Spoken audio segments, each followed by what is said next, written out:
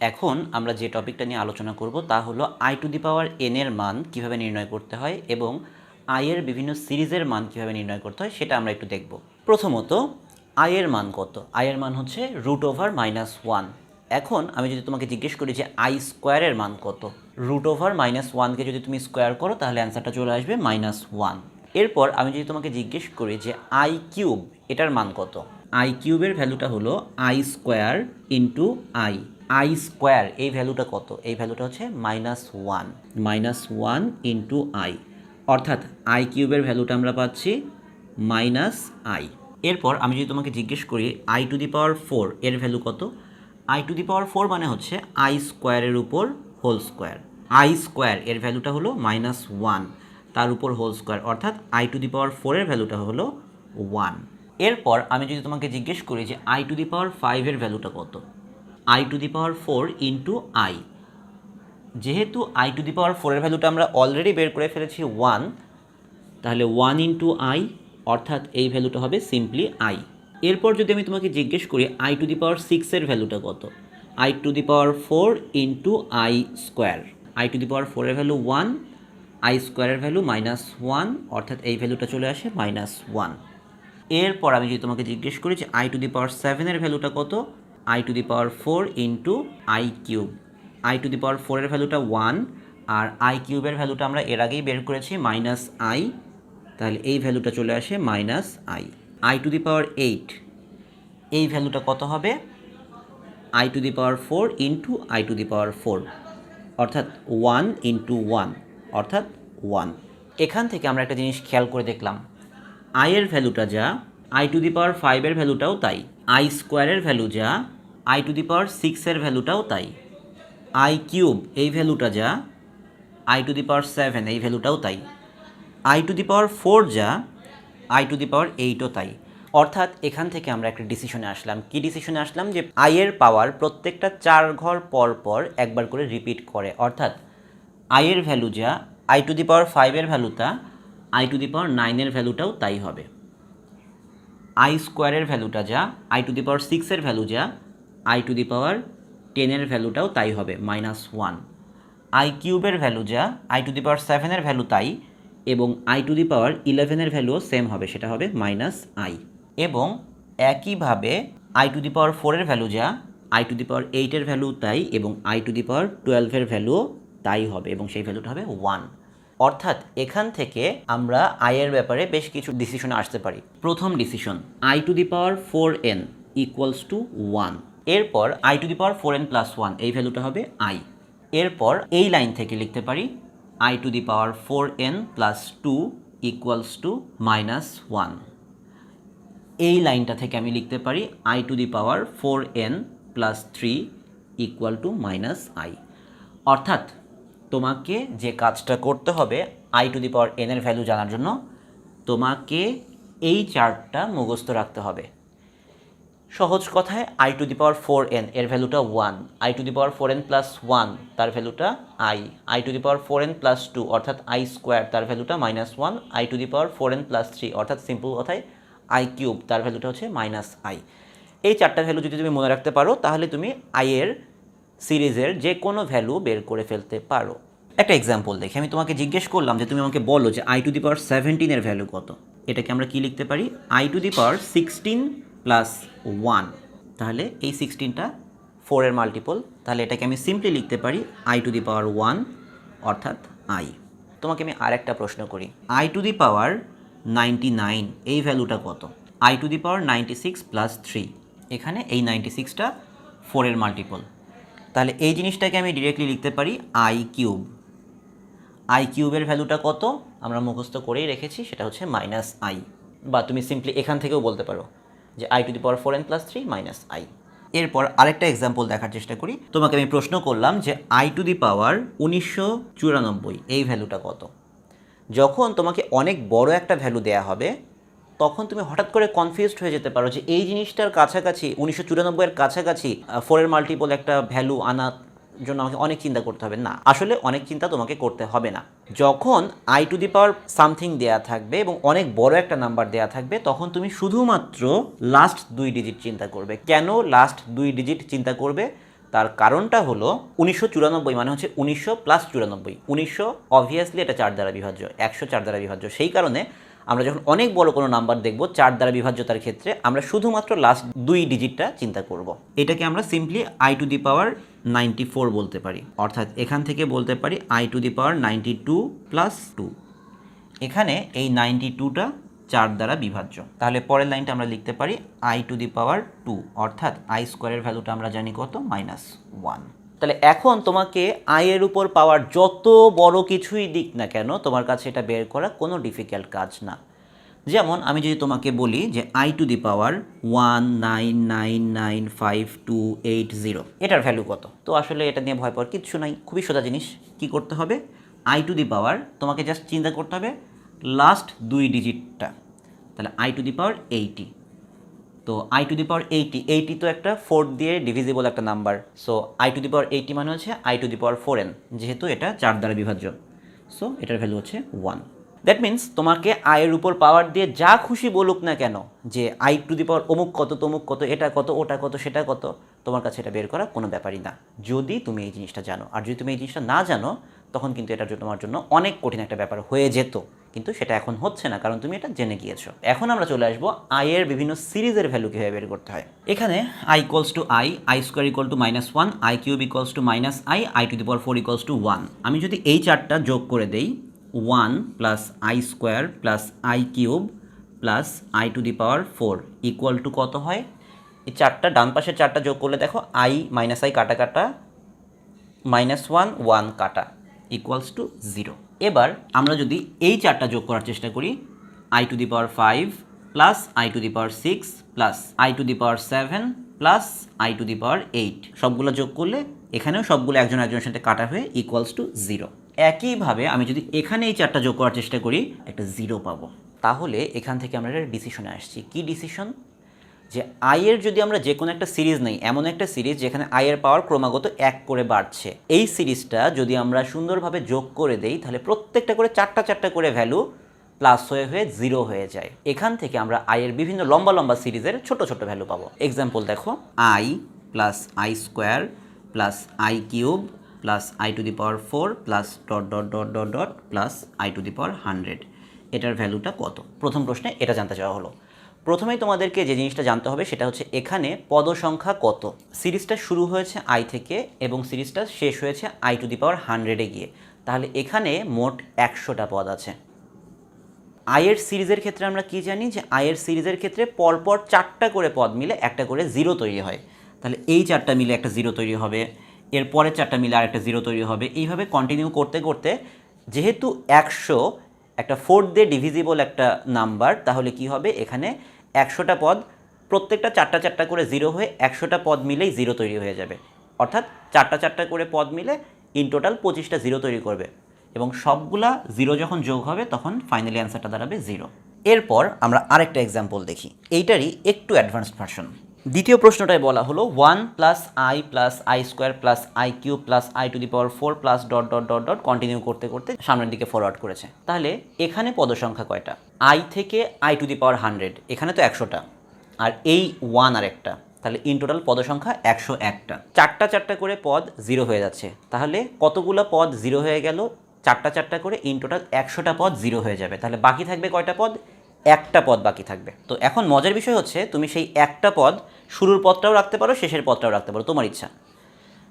তাহলে চারটা করে পদ 0 হয়ে যাচ্ছে, এটা 0 এটা 0, এরকম করতে করতে 100টা পর্যন্ত পদ 0 হয়ে গেল, জাস্ট একটা পদ বাকি থাকবে, এই পদটা i টু দি পাওয়ার 100। তো i টু দি পাওয়ার 100 কি, 100 যেহেতু 4 দ্বারা বিভাজ্য, তাহলে i টু দি পাওয়ার 100 মানে হচ্ছে i to the power 4n, যার ভ্যালু কিনা 1। সো এতগুলো 0 তৈরি হবে প্লাস এইখানে একটা 1 তৈরি হবে, তো তোমার ফাইনালি অ্যান্সারটা দাঁড়াবে কত, 1। এরপর আমরা আরেকটা এক্সাম্পল দেখি। আমি কিন্তু একটা ব্যাপার জানি যে এটা করতে গিয়ে তোমাদের মধ্যে অনেকের মনেই কনফিউশন তৈরি হচ্ছে এবং সেই কনফিউশনটা দূর করার জন্যই আমি একের পর এক এক্সাম্পল করে যাচ্ছি। 1 নম্বর অঙ্কে অনেকেই কনফিউজ ছিল, তারা 2 নম্বর অঙ্কে ক্লিয়ার হয়ে গিয়েছো, 2 নম্বর অঙ্কে অনেকে কনফিউজড আছো, 3 নম্বর অঙ্কে এসে ক্লিয়ার হয়ে যাবে, যে 3 নম্বর অঙ্কেও কনফিউজ থাকবে সে 4 নম্বর অঙ্কে গিয়ে ক্লিয়ার হয়ে যাবে। সো এই কারণেই একই রকম এক্সাম্পল অনেকগুলো দেখাচ্ছি। তাহলে এখন খেয়াল করে দেখো এখানে পদ সংখ্যা কয়টা। এখানে 1 plus I plus i square plus i cube চলতে চলতে আই টু দি পাওয়ার 101 পর্যন্ত। তাহলে আই থেকে আই টু দি পাওয়ার 101, এখানে আছে 101টা পদ, আর এখানে আরেকটা 1, তাহলে ইন টোটাল 102টা পদ। এখন আইয়ের সিরিজের ক্ষেত্রে কি ঘটনা ঘটে? আইয়ের সিরিজের ক্ষেত্রে প্রত্যেকটা চারটা চারটা করে পদ মিলে 0 তৈরি হয়। তাহলে ইন টোটাল এরকম করে কতগুলো পদ 0 হয়ে যাবে? 100টা পদ 0 হয়ে যাবে। 100টা পদ চারটা চারটা করে 25টা 0 তৈরি করবে।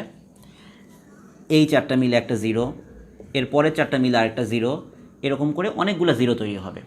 তো এরকম করে 0 থাকার পর 102টা পদের মধ্যে 100টা পদই 0 হয়ে যাবে। তাহলে বাকি থাকবে কয়টা পদ? 2টা পদ। তার মানে আই টু দি পাওয়ার 101 এবং তার আগের যে পদটা আই টু দি পাওয়ার 100, এই 2টা পদ থেকে যাবে, তার আগে সবগুলা পদ 0 হয়ে যাবে। আই টু দি পাওয়ার 100 এটার ভ্যালু কত? I to the power 4n অর্থাৎ 1। আর i to the power 101 i to the power 4n plus 1, তার ভ্যালু কিনা? আই। তাহলে আমার এই সবগুলা পদ যোগ করে কত হবে? 1 প্লাস আই। এরপর একই রকমের আরেকটা এক্সাম্পল দেখাবো। তো যারা অলরেডি পুরোপুরি ক্লিয়ার হয়ে গিয়েছো তারা বিরক্ত হয়েও না। এই 4th এক্সাম্পলটা হচ্ছে যারা এই 3 নাম্বার পর্যন্ত এসেও ক্লিয়ার হয় নাই তাদের জন্য। যারা অলরেডি ক্লিয়ার হয়ে গিয়েছো তারা একটু অপেক্ষা করো, কারণ 4 নম্বরের পর 5 নম্বরে যে এক্সাম্পলটা দেখাবো সেটা একটু ডিফিকাল্ট হবে। 4 নম্বর এক্সাম্পলটা কি বলছে? 1 plus i square plus i cube plus i to the power 4 এরকম করে কন্টিনিউ করতে করতে plus i to the power 22 equals to কত? তাহলে এই অঙ্কটা করার সময় প্রথম কাজ কি? প্রথম কাজ হলো পদ সংখ্যা বের করতে হবে। আই থেকে আই টু দি পাওয়ার 22, এখানে পদ আছে কয়টা? 22টা, আর তার সঙ্গে এই 1, তাহলে ইন টোটাল কয়টা পদ? 23টা। তাহলে পদ সংখ্যা হলো 23। এরপর আমরা আয়ের সিরিজ থেকে কি কি শিখেছি? আমি আয়ের সিরিজ থেকে শিখেছি যে প্রত্যেকটা চারটা চারটা করে পদ মিলে একটা করে 0 তৈরি হয়। তাহলে 0 প্লাস আবার 0, এরকম করে 0 কন্টিনিউ করতে করতে করতে করতে কয়টা পদ 0 হয়ে যাবে? 20টা পদ 0 হয়ে যাবে। কয়টা পদ বাকি থাকবে? টোটাল পদ ছিল এখানে 23টা, তার মধ্যে 20টা পদ 0 হয়ে গিয়েছে, তার মানে 3টা পদ বাকি থাকবে। I to the power 22, i to the power 21 আর আই টু দি পাওয়ার 20, এই 3টা পদ বাকি থাকবে, আর তার আগের সবগুলা পদ 0 হয়ে যাবে। আই টু দি পাওয়ার 20 এর ভ্যালু কত? এটা I to the power 4n, তার ভ্যালু হচ্ছে 1, plus i to the power 21 i to the power 4n plus 1, তার ভ্যালু হচ্ছে i, plus i to the power 22 সেটা হচ্ছে i to the power 4n plus 2, তার ভ্যালুটা হচ্ছে -1। তাহলে খেয়াল করে দেখো এতগুলো 0-র সঙ্গে এই 3টা পদ যোগ হবে, তাহলে কত হবে অ্যান্সারটা? অ্যান্সারটা হবে আই। এই অঙ্কটা আরও সহজভাবে করা যায়। কীভাবে সহজভাবে করা যায়? যখন তোমাকে 4 নম্বর প্রশ্নে এই কথাটা বলা হলো যে 1 plus i square plus i cube থেকে শুরু করে এরকম finally I to the power 22 এর যোগফল কত, তখন তুমি প্রথমে তো গুনে নিলে যে এখানে পদ সংখ্যা আছে 23টা। এরপর তুমি এই ডিসিশনটাও আসলে যে আমার চারটা চারটা করে ইন টোটাল 20টা পদ শূন্য হয়ে যাবে, আর বাকি থাকবে মাত্র 3টা পদ। তো আমি 1 নাম্বার 2 নাম্বার 3 নাম্বার 4 নাম্বার অঙ্কগুলো করানোর সময় লাস্টে 3টা পদ খালি আছে এটা দেখিয়েছি, আর সামনের পদগুলো 0 হয়েছে এটা দেখিয়েছি। তো অ্যাকচুয়ালি তুমি যখন অঙ্কটা করবে, অঙ্কটা করার সময় তুমি এই দিক থেকে 20টা পদ 0 ধরো অথবা এই দিক থেকে 20টা পদ 0 ধরো, ডাজন্ট ম্যাটার। তো আমি ধরে নিচ্ছি যে এখানে যে 23টা পদ ছিল তার মধ্যে শেষ থেকে এই 4টা পদ 0 হয়ে গিয়েছে, তারপরে এইভাবে কন্টিনিউ করতে করতে এইখানকার 4টা পদও 0 হয়ে গিয়েছে, তাহলে বাকি থাকবে সেই 3টা পদ। সেই 3টা পদ আমি সামনে 3টা পদকেই ধরে নিতে পারি, ডাজন্ট ম্যাটার। তুমি ইচ্ছা করলে যেমন i to the power 20 plus i to the power 21 plus i to the power 22, এটা যে ভ্যালুটা দিয়েছে 1 প্লাস আই স্কোয়ার একই ভ্যালুই দিবে।